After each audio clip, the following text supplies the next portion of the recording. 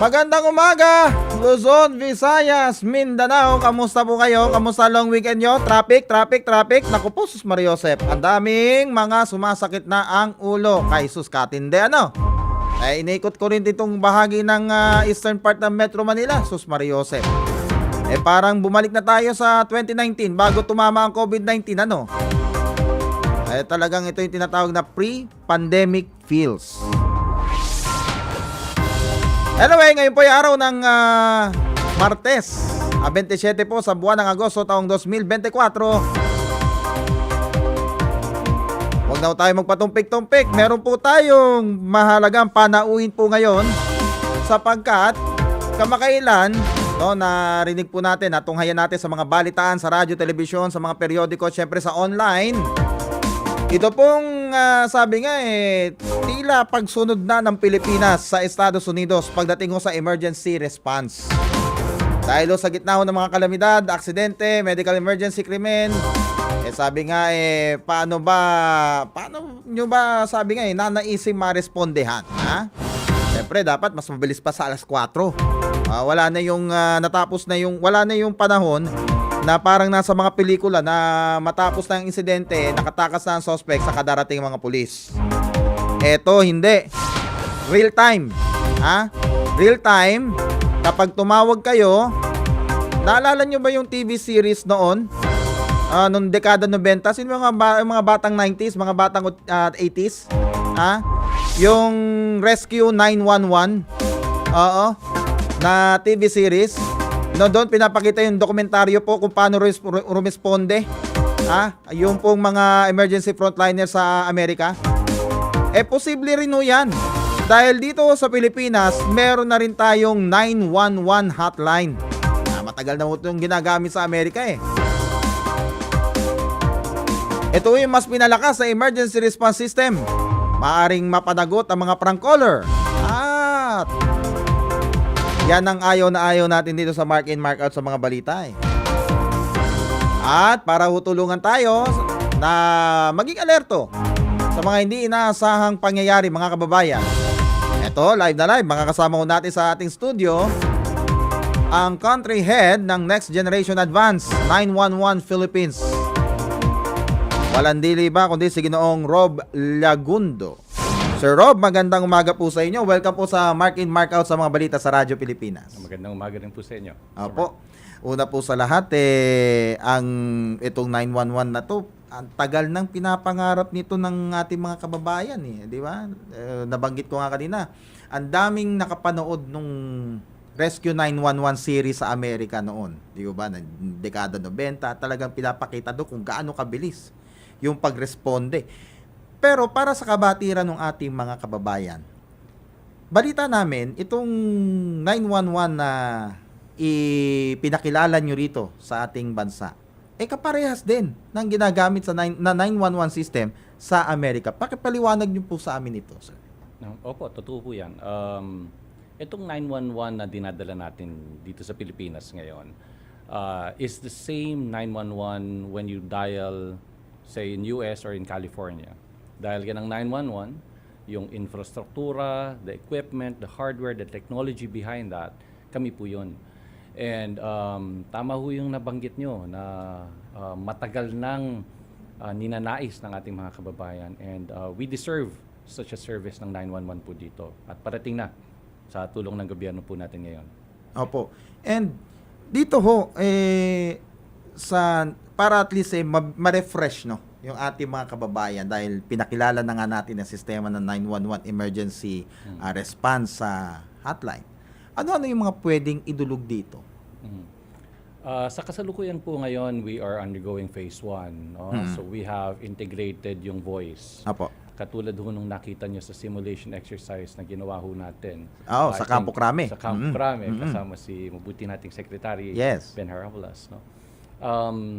We will also be integrating all the other IoT equipments ng ating PNP. Hopefully soon, MMDA, BFP, and all the other government agencies na nagtutulong-tulong para ma-preserve ang public safety and security po natin. Some of which po would be An example would be integration of CCTV cameras. Yes. IoT systems such as early warning systems, GIS, and the likes. No? So kumbaga parang kapag dumating ang isang sakuna, halimbawa bagyo, simulated na yung response ng ating pamahalaan. Like yung sabi nyo nga, MMDA, Bureau of Fire, Police, at iba pa mga emergency frontliners natin. Ano po? Ayun po yung intensyon. no? Yes. Is to have a one concerted effort to promote rescue during disasters or kung anong pinsala. No? Marami ho tayong technology advancements ngayon. And our administration is investing immensely, not only in terms of technology, but also in services and techniques. Now, etong next generation 911 is the ability to put everything together. Sa Amerika po, we stand as the core or the information bus or the central hub ng mga information na to. Kasi we are able to put overlays after overlays of their GIS and maps or their systems in one user interface. Sa isang tingin, makikita mo na kung nasaan ang mga cameras, nasaan ang location ng caller, nasaan ang kapulisan, ang bombero, ang first responders, gaano kalayo ang humihingi ng tulong, sinong pwedeng makalapit sa kanila ng pinakamabilis, no? At kung ano pang ibang teknolohiya na pwede nating maisama, as long as it's available in the internet, kaya po nating isama dito sa technology natin. Actually, yan nga ho ang susunod kong tanong. Dahil kung kaya bang i-adapt ng Pilipinas itong ganitong klase ng teknolohiya na ginagamit din sa ibang bansa, at anong may pagkakaiba po ba yung features ng next generation 911 dito sa Pilipinas kumpara sa Amerika, o pareho lang? Siguro hayaan mo akong sumagot dyan ng Please, opo. this way, no? Number one, US started 911 and it took them a good 50 to 60 years before they Opo. really were able to embrace this next generation system. No, in fact, yung transition alone took them about 5 to 8 years before fully embracing yung 911 or E911. So I am assuming that Philippines will undergo through the same process. But ang kabutihan ho dito is that we are essentially getting transfer of knowledge from the institution na nag-start at nagpapalaganap ng 911. So this is the standard across the world. Ang dami na ho nilang tama at pagkakamali na pwede na ho nating mamana at maiwasan. No? Therefore, pwede ho natin mapaikli ang pag-adapt natin. No? Sa kasalukuyan po, all the technology that we have is equal or if not a little bit better than sa Estados Unidos, because we are applying techniques na ginagamit na ho ng ating mga DRRMO, no, ating mga PNP, BFP, nang walang teknolohiya. Remember, they have been functioning without this 911 technology in the past, and they have been giving good results. Right now po, ang ginagawa lang natin is we're actually aiding them, providing them better situational awareness, perhaps to save more lives, more property, getting them there safer and faster, but at the same time, allowing them information, to gather information and data. Itong mga data na to, importante ho ito kasi ito yung magbibigay sa kanila ng tinatawag ho naming actionable data. They will be able to identify and analyze what's the frequency of crimes in a particular barangay. Hindi lang lungsod, but in a barangay. At what time. Therefore, pwede na nilang ilapit ang kanilang mga mobile patrols in those situations. Ano yung rampant occurrences of certain disasters or incidents. Therefore, they can be proactive instead of reactive. No? So, kasama ho ng technology is the analysis na dala ho ng Next Gen 911. At ngayon, hindi na ho katulad ng dati na kung kailangan mo ng itsura ng baha or ng camera systems, pupunta ka sa isang kwarto para makita nyo ho yung maraming CCTV systems. dito sa technology natin ngayon, dinadala ho natin yan sa mata at sa equipment ng pinaka nagre-responde, ng dispatcher. At these information pwede ho nila i-share dun sa mga feet on the ground or dun sa mga police officers natin. Yun. So, meaning, ito ay binibigay ninyo yung sistema. Yung serbisyo ng sistema. Ibig sabihin, hindi kayo ang magpapatakbo nito. Tama po ba? Opo. What we are giving is not only the software, the hardware, the resiliency, Opo. the redundancy. No, we're also passing off the years of techniques and knowledge. No? But in terms of handling, kung sino po yung dispatcher as well as our responders, we would rely with the experts, which Yun. is our tri-bureau, as well as our DRRMO officers on the ground. Sanay na po sila dyan. Yun. Ine-enhance lang natin yung kakayanan po nila. And parang sabi ko nga, Sir Rob, dito, we understand na kayang i-filter ng E911 call center itong mga prank at spam calls. Yan ang problema ng ating mga hotline way before, no? Meron tayong dial 117, meron tayong, ang dami nating mga hotline. Pero ang nagiging problema dito, yung mga prank call, tatawag, hihingi ng, yung mga tatawag na hindi naman po may kinalaman sa emergency ang pakay, ano? Yung ang gusto lang may kakaibang trip kung tawagin, ano. Pero maganda po itong usapan natin na ito dahil dito mabibigyan natin ng pagtutok yung hakbang ng ating pamahalaan na labanan itong mga fake news, misinformation, disinformation. At sa inyo bilang nasa pribado sektor, pakibigyan nyo kami ng walkthrough. Paano natin gagawin o paano natin masasawata itong mga ganitong klase ng mga sabi nga mga trip, no, sa ilalim ng Next Generation 911. Opo. Si Secretary Abalos during that simulation really stressed yung importance ng wag niyo hong subukan. No? We will be able to identify you. No? Malalaman namin kung nasaan kayo. But at the same time, pwede kayong managot sa batas. Right? That is very important. Upon the full implementation of our technology dito sa ginagawa natin with E911 sa PNP-PCC, hindi lang ho lokasyon ng caller ang makukuha ho natin.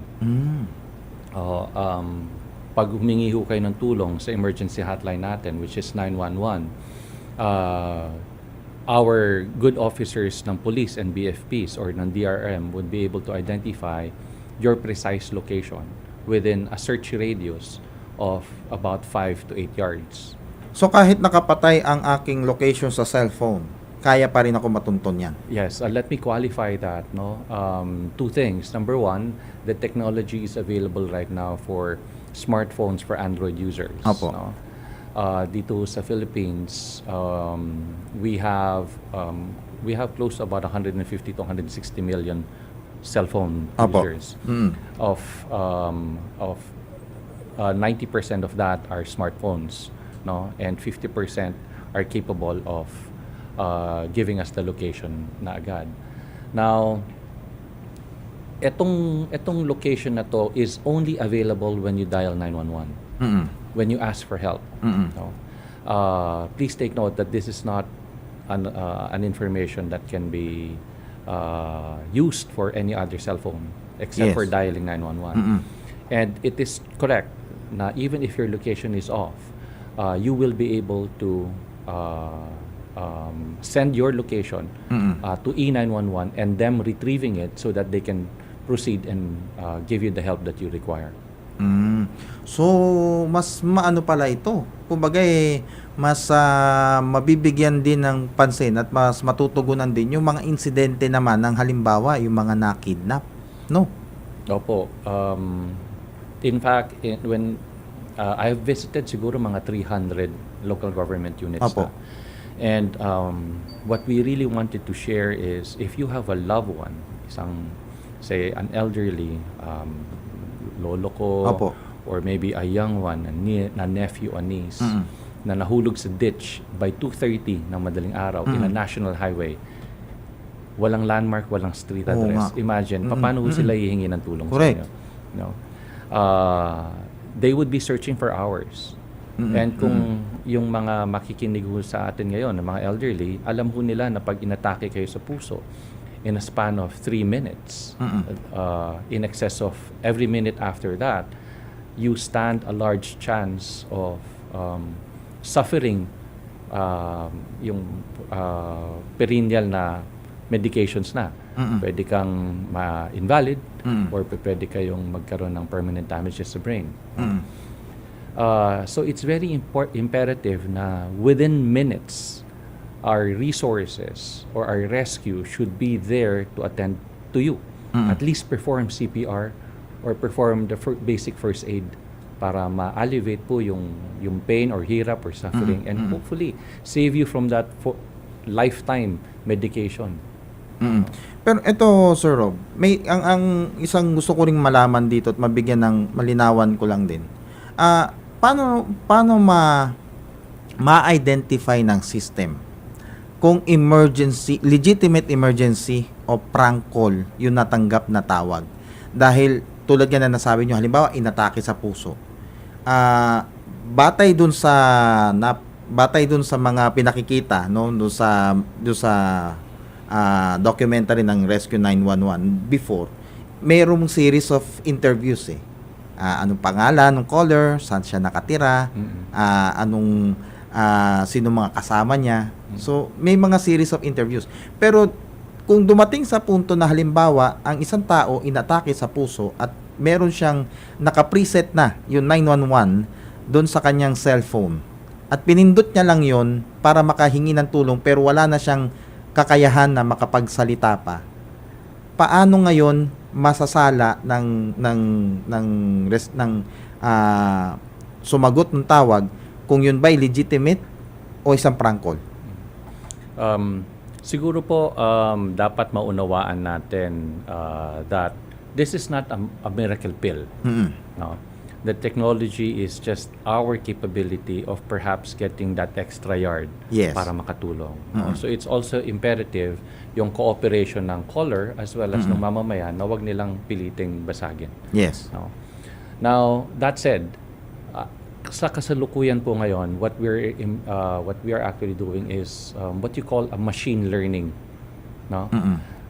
As early as now, from the first 10 days ng calls, nang nag-simulation po tayo, nakakita na ho kami agad ng 10 numero na what we call robocalls. Robocalls are even rampant in the States. If I'm not mistaken, ang statistics niyan is about 35 to 38% of the calls in America are also beleaguered by robocalls. So how do we stop that? Machine learning gives you the historical frequency of those numbers calling. Gaano karaming beses tumatawag in a span of 1 day. In fact, in some of our analysis now, we've identified certain numbers that called 134 times in 1 hour. No, in a span of in 1 minute, there were 2 or 3 calls that was made. So kumbaga parang sa social media, parang troll? Parang ganun That's ba ang correct. ano niya? That's correct. So it's no different from what you can look at as spam or an automated bot sending all of those calls. Now, yung kaninang sinabi ho natin na nagtitrip, no, that's also another source. But the larger percentage ho ng mga ganitong klaseng malicious calls are usually automated. Okay. It's usually automated. So that is what we need to stop. Now, kasama ho sa mga techniques na ginagawa ho natin, nabanggit ko kanina, hindi lang ho yan technology. Yes. Ito rin po is the knowledge base that has happened for so many years. Number one rule is we don't want to block unnecessarily somebody Yes. that might essentially require help. No?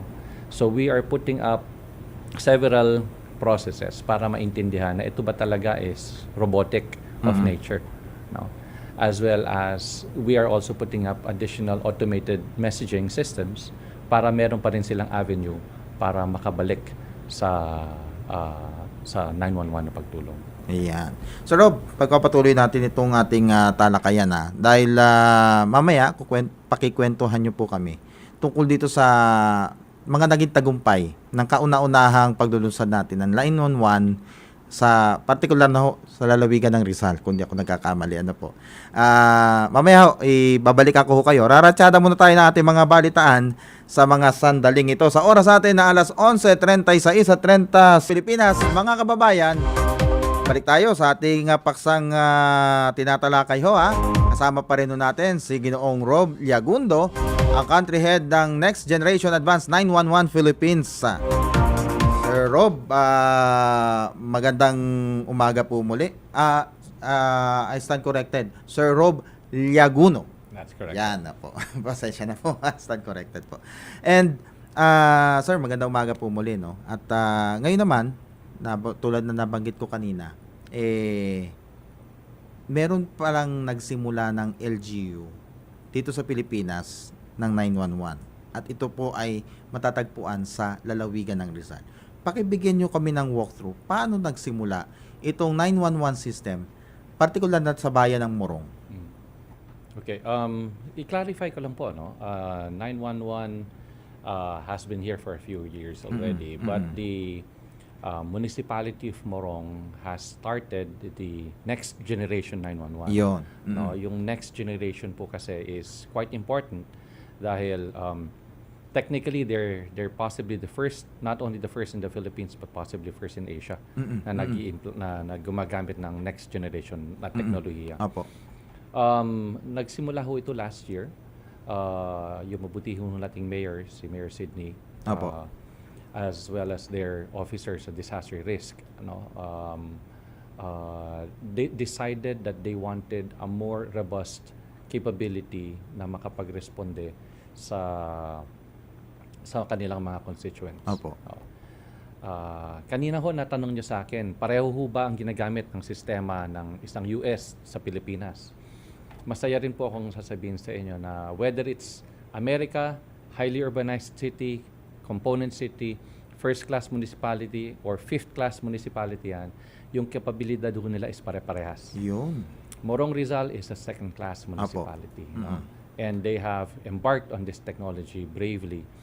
In fact, siguro by next week, we are already routing the 911 calls properly to their center. It takes a while to have all of this equipment, training, facility, capability deployed. And Morong Rizal was the first local government unit that embraced or having that leap of faith sa teknolohiya ng Amerika. No? And right now, I think they are fully utilizing it and they're already moving towards phase 2 and phase 3 na. I see. So,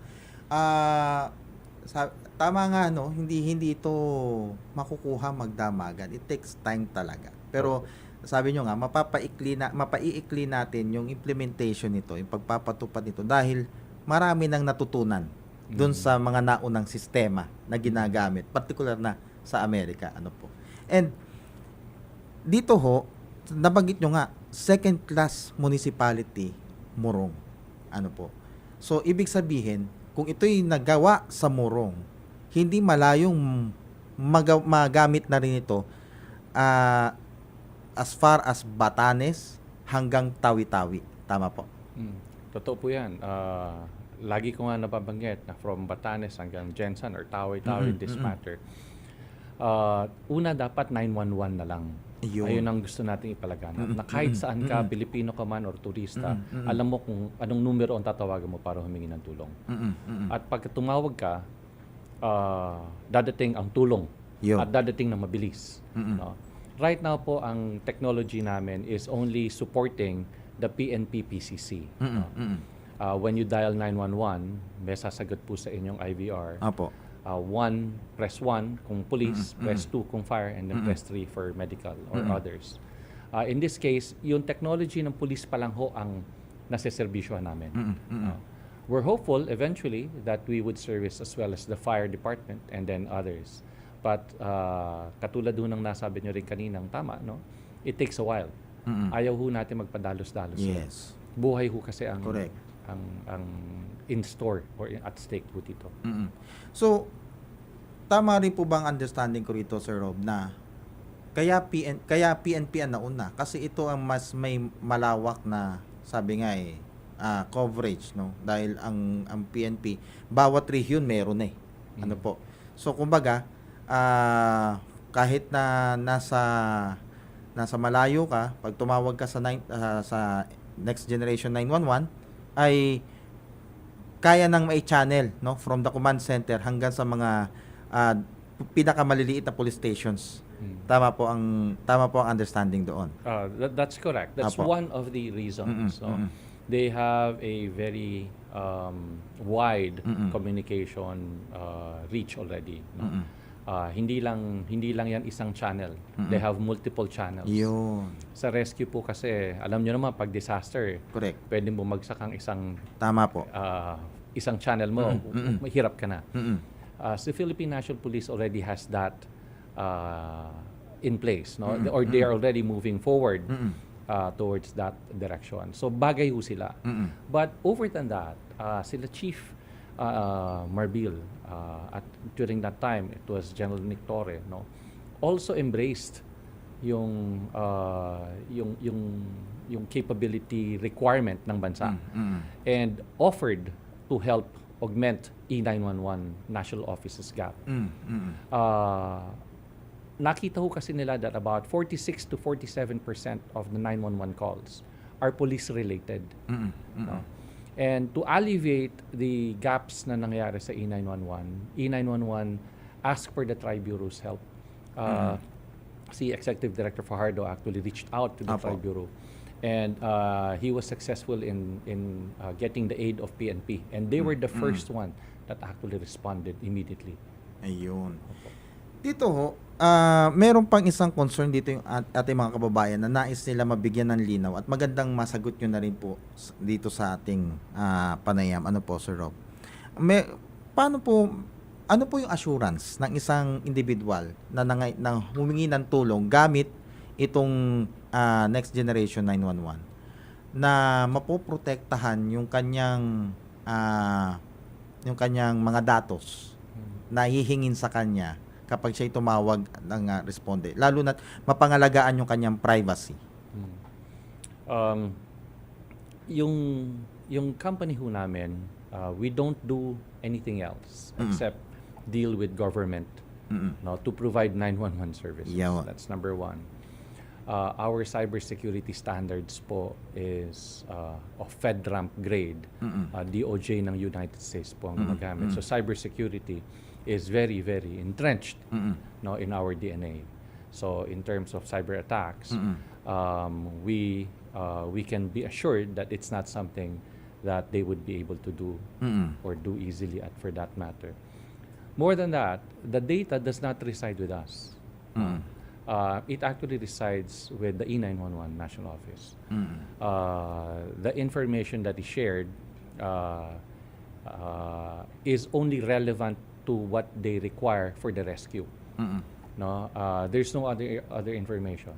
In fact, sa National Privacy or sa Data Privacy Act, there are exemptions that allows you to retrieve certain information. No? If it's with regards to the public safety and welfare or lives or preserving life, but at the same time, if that information is something necessary for the performance of an agency's mandate. Yung dalawang pong yun, parehang nasa-satisfy ho ng E911 at hindi ho nagre-reside sa amin ang dato na to. Ayan. So Rob, ito, bago tayo magtapos, ang daming hamon tulad itong climate change na ito na tinututukan din natin. 3 to 5 years from now, palagay nyo, nasa na next generation advanced 911 sa Pilipinas, lalo na sa pagtugon natin sa emergencies. Mr. Mark, ang 911 po is nasa very, very infant stage tayo. Fetus stage. ang Fetus tingin ko. stage, Fetus yes. stage. Malayo pa ho tayo. And I'm hoping to be able to help in all of the dangers or the disaster that climate change or any other external factors for that matter, no? Opo. Be it as simple as a vehicular accident or it's a disaster caused by major storms and floods. We're hoping to be there. What we can do para tulungan ng gobyerno is to implement a technology that would allow them to be resilient, be redundant, Yes. no? Yan ho yung mga keywords na kailangan natin maintindihan. That would be able to survive not only an outage of power or Yes. telecom, it will still be able to serve and provide rescue or coordinate rescue operations sa kanilang mga constituents. And that's what we're doing. Morong Rizal was the first one. We're seeing a lot more LGUs embrace it. And we're hoping that yung buong Pilipinas, all the 1,600 plus LGUs embrace that same technology at para sila rin hope nakakapagtulungan. No? Guarantee is not something I can give, no? But it's something that we can all work for together with the local government units. At sinisimulan na po ng gobyerno natin yun. Ang ganda na rin sana nito, Sir Rob, no? Ang maganda na to nasimulan na. At we're looking forward to this, sir, dahil streamlining na ito eh. Ito yung gusto ni Pangulong Marcos eh, na mas streamline ang serbisyo ng pamahalaan. At sabi nga, dito, dahil nasimulan na, sana magtuloy-tuloy na. Ano po. And with that, Sir Rob, kami po yung nagpapasalamat sa inyong oras sa pinagkaloob. First time nyo po palang ma-interview sa radyo. Opo. At kami po yung nagpapasalamat at pinili nyo ang Radyo Pilipinas para, sabi nga may paliwanag natin, mabigyan natin ng edukasyon ng ating mga kababayan.